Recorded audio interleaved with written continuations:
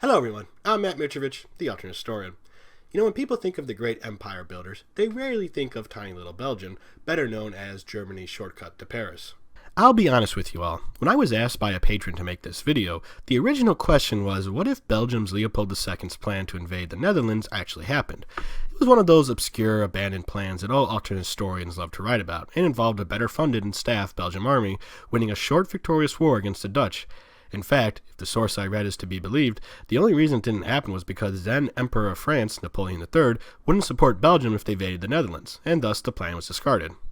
That could have made a video all by itself, but as I was doing my research, I uncovered a lot of other plans by Leopold II and other Belgians to conquer different parts of the world. And this was all before someone directed me to this list on Wikipedia, which includes all of the places Belgium thought about planting the flag on. And I gotta say, there are a lot of locations on here, more than I would think Belgium would be interested in or even capable of claiming. Also, Kansas? Seriously? Kansas? Come on, Belgium, how exactly did you plan to get to the middle of North America to claim freaking Kansas? Just to visualize it all, I made this map. It's not completely accurate since I'm using a map with modern day borders that I found, and at some points you can see where I got lazy when it came to coloring in the small bits, but it does at least give you a rough idea of what the Belgian Empire would have looked like if all their dreams of conquest came true. I've even colored in the Netherlands and their counties just in case Belgium annexed them after the invasion. Of course, none of this would ever happen. Right? Short answer, no, it wouldn't. Country ranks like this depend on absolutely everything going right for the state in question, but that doesn't mean an expanded Belgium isn't completely impossible. In fact, Belgium had several things going for it that could have allowed for a larger colonial empire. First, Belgium was the second country, after Britain, in which the Industrial Revolution took place, thanks to the availability of cheap coal. Plus, Belgium's railways were one of the best on the continent in the mid-19th century, giving it the infrastructure it needed for rapid industrial growth. On top of that, Belgium gained a lot of wealth trading what their factories produced to places like Russia and South America. Belgium also did have a small empire in our timeline. At its height, Belgium controlled the Congo, Burundi, Rwanda, and even had a concession in China. The Congo was actually about 76 times larger than Belgium itself, so administering large swaths of territory wasn't impossible for them. Although whether they were good administrators is questionable. We'll get to that later. Still, a few other things need to happen for Belgium to be able to expand their territory. For one thing, they would probably need the support of another European state, like France, to keep other powers from thinking a short victorious war of their own against Belgium could net them some more territory. This is because Belgium was seen as a neutral buffer between rival European nations. If Belgium started gobbling up land across the world, its status as a neutral nation would end, which could make it a target for other countries, like Germany or Britain, who would want to take a bite of the Belgian waffle.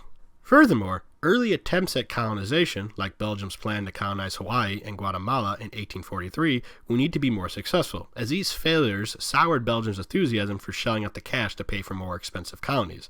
In our timeline, Leopold II was obsessed with building an empire, but was stymied by the fact that he could not get his government to support him. If these early attempts were more successful, Leopold II would have the support of his government and would not have had to seize the Congo as his personal possession, referred to at the time as the Congo Free State. In fact, without any restraints, Leopold II would go full steam ahead in planting the Belgian flag anywhere he could. That is, of course, if he even had the practical means to do so. One thing our timeline's Belgium lacked was a well-funded navy to project power across the globe and protect Belgium's colonies overseas. Sure, as it had been previously mentioned, Belgium had a decent army, but it couldn't get out of Europe. Then it would be next to useless in protecting the colonies. Thus, this is another thing Belgium would need before it could expand its empire. Finally, not being invaded by Germany would really help a lot. Seriously, that just screwed up everything for them. So, like I mentioned, a lot has to go right for Belgium to get its empire, but assuming it all goes as planned, what would happen next?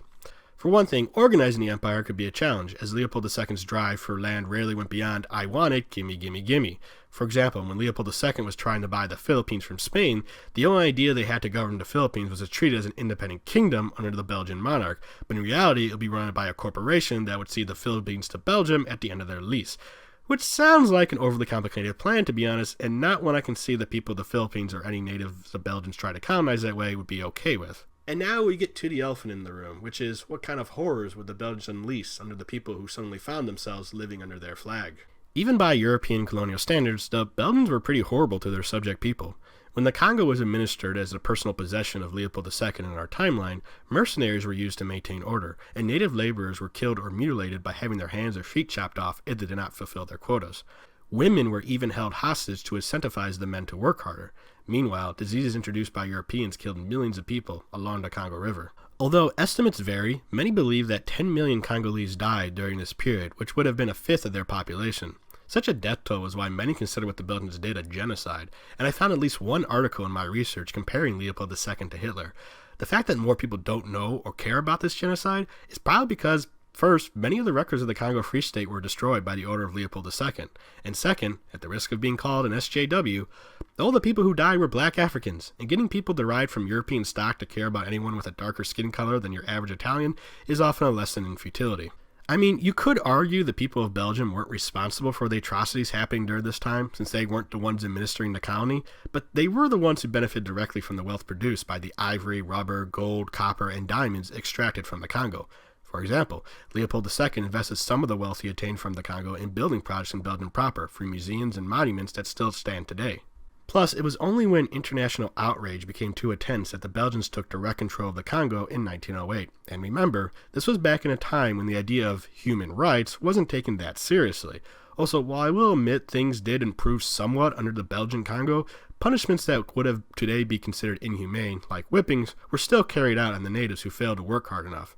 Thus, if Belgium had a bigger empire, this kind of brutality could have been carried out on a much larger scale. Also, what happens after decolonization sets into the Belgians' enlarged empire? Would this alternate Belgium invest in their colonies at all, thus giving them the resources and infrastructure necessary for them to transition into becoming fully functioning independent nation states? Or would all their resources go straight back to the parent country? Would they even let their empire go peacefully? In our timeline, Belgium participated in the assassination of Patrice Lumumba, Congo's first prime minister, because they didn't want to lose control of the Congo. In our alternate timeline, what would Belgium do to keep the rest of their empire? And what lessons can we learn from the Belgian Empire outside the Congo? For that, we need to only look at Rwanda, where Belgium's policy to promote the Hutu ethnic group over the Tutsis laid the foundation for the 1994 Rwandan genocide that led to the death of almost 1 million people. If Belgium had a larger empire, would later genocides like that happen elsewhere? So perhaps, for the sake of much of the world, it's a good thing Belgium's empire wasn't any bigger than it was in our timeline.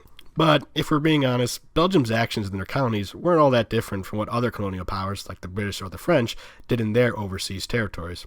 It's a stark reminder that 19th century colonial rule was cruel to the colonized, and those who romanticize it really need to start reading more history.